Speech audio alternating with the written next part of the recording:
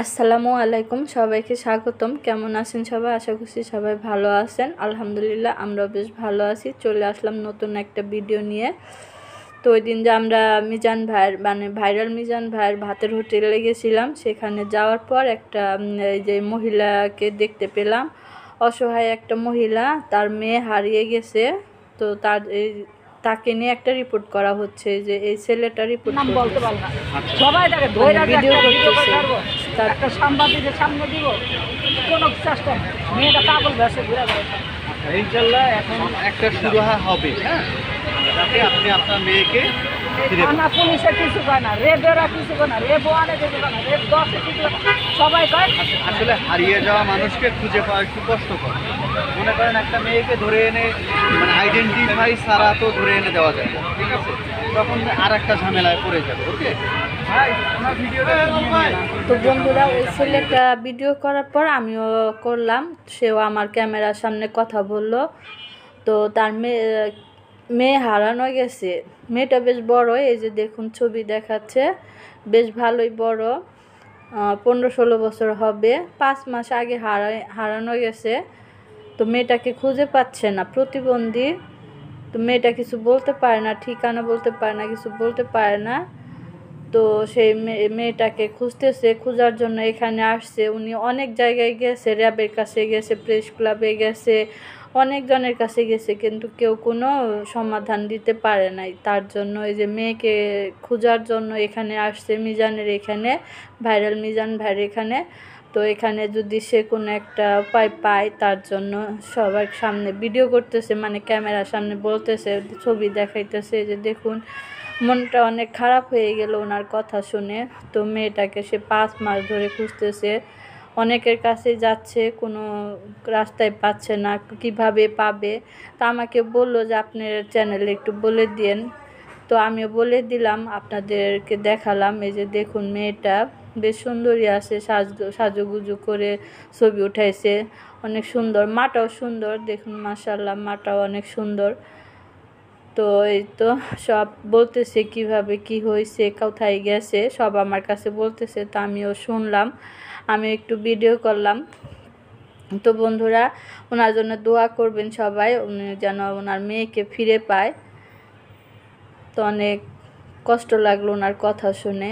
মেয়ের জন্য আজকে 5 মাস ধরে জায়গায় জায়গায় যাচ্ছে। তো এই যে দেখুন, এই যে মহিলা, আর এই যে হচ্ছে মেয়ে।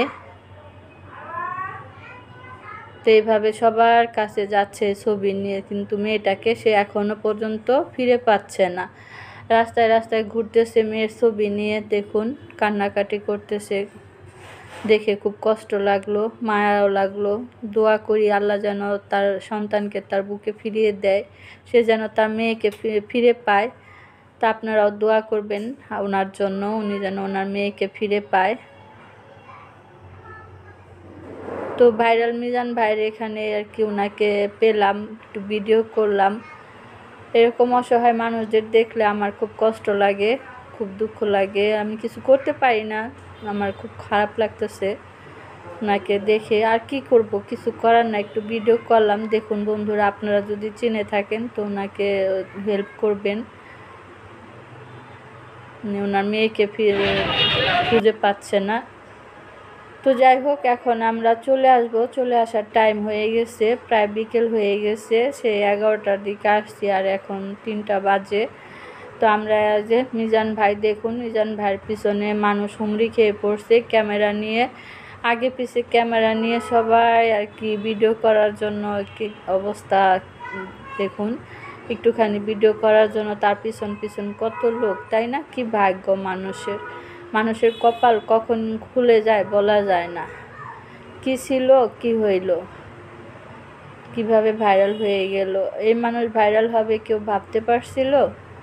দেখুন আল্লাহ কি না পারে, অল্পতে তার ভাগ্য বদলে গেল।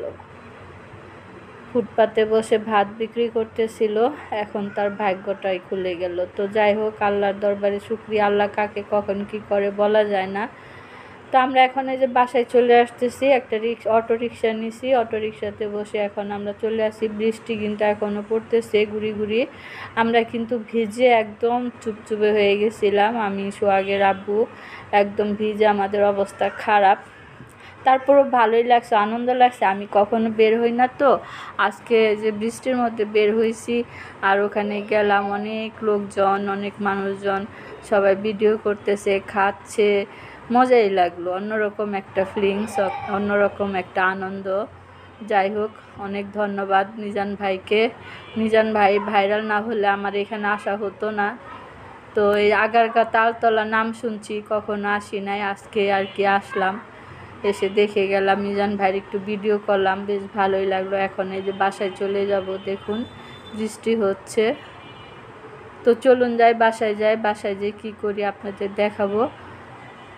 তো সবাই আমার ভিডিওটা দেখবেন, সাথে থাকবেন, পুরো ভিডিওটা শেষ পর্যন্ত দেখবেন। ভালো লাগলে লাইক কমেন্ট শেয়ার করে দিবেন। আর বাসায় এসে আর কোনো ভিডিও করি নাই বন্ধুরা, এটা হচ্ছে পরের দিনের ভিডিও, 2 দিনের ভিডিও আর কি একসাথে দিলাম।